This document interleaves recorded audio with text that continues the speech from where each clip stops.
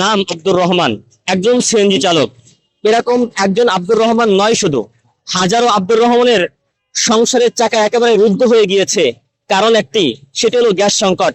সাম্প্রতিক সময়ে বাংলাদেশে গ্যাস সংকট কারণে বিভিন্ন ফিলিং স্টেশন ঘুরে আমরা যেটা দেখতে পাচ্ছি এবং মানুষের কাছ থেকে জানতে পাচ্ছি, 5 মিনিট না 5 ঘন্টা দাঁড়িয়ে থেকে 100 টাকার গ্যাস নিয়ে মাত্র 2 কিলো চালিয়ে দিনের আয়ের পথ রুদ্ধ হয়ে যাচ্ছে একজন সিএনজি চালকের। আমার নাম আব্দুর রহমান, আমি একজন সিএনজি চালক।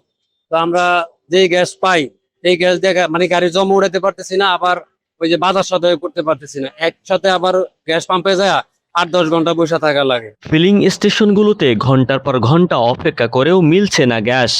সিএনজি চালিত যানবাহনের চালকদের অভিযোগ, ভোররাত থেকেই গ্যাসের আশায় দাঁড়িয়ে অপেক্ষা করতে হচ্ছে তাদের। আমরা গ্যাস পাইতেছি না, সংসার চালানো কষ্ট হইতেছে। কিন্তু গ্যাস নাই, সরকার যদি আগে বলতো যে গ্যাস এরকম সমস্যা হবে, তাহলে আমরা অন্য ব্যবস্থা করতাম, বিকল্প রাস্তা করতাম। এখন তো সেটাও করতে পারতেছি। আমরা 8-10 ঘন্টা সিরিয়ালে দাঁড়িয়ে থাকি, অথচ ঢাকাতে অর্ধেক ফিলিং স্টেশনের মতো বন্ধ হয়ে গেছে। সরকার এগুলো আগে সাধারণ মানুষের ঘোষণা দেওয়া উচিত ছিল যে সামনে গ্যাসের সংকট হবে, তাহলে আমরা সবাই সেফ থাকতে পারতাম, বা আমরা আমাদের পরিবারের একটা বুঝ দিতে পারতাম যে অমুক তারিখে গ্যাসের সংকট, তাহলে আমাদের আর এই বিপদের সম্মুখীন হতে হতো না। এখন আমরা গাড়ি নিয়ে বাইরে, এক মালিকের জমার এক বিপদ, আমাদের ফ্যামিলি নিয়ে আর সমস্যার সম্মুখীন হয়েছি আমরা। দীর্ঘ সময় লাইনে থেকেও পর্যাপ্ত গ্যাস না পাওয়ায় ব্যাহত হচ্ছে স্বাভাবিক চলাচল। একই সঙ্গে গ্যাস সংকটের সরাসরি প্রভাব পড়ছে চালকদের আয় রোজগারেও। কিছু অংশ প্রাইভেট নিছে, কিছু অংশ সরকার নিছে। এটা কি কোনো আপনার, তারা কি কোনো এটার ভিতর কোনো চালাই করতেছে নাকি কি করতেছে আমরা জানতে পারতাছি না। কিন্তু মূলত এটার মূল অংশটা কোথায়, সরকার দায়িত্ব নাকি প্রাইভেট কোম্পানি দায়িত্ব, এই জিনিসটা আমরা জানতে চাই। ফিলিং স্টেশন কর্তৃপক্ষ বলছেন, সরবরাহের ঘাটতি থাকায় চাহিদা অনুযায়ী গ্যাস দেওয়া সম্ভব হচ্ছে না।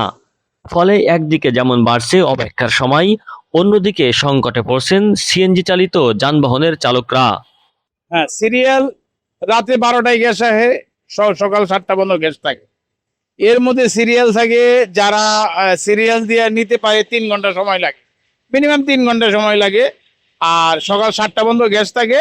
এইটা মোটামুটি 8-10 দিন ধরে চলতেছে। বাংলাদেশে গ্যাসের চাহিদা 380 কোটি ঘনফুট প্রতিদিন, কিন্তু সেটি এখন নেমে দাঁড়িয়েছে 115 কোটি ঘনফুট। তীব্র গ্যাসের এই সংকট মোকাবেলায় সরকার এখন কি পদক্ষেপ নেবে, এটাই সবথেকে বড় প্রশ্ন। আলিমুল ইসলাম, ঢাকা টুডে, ঢাকা।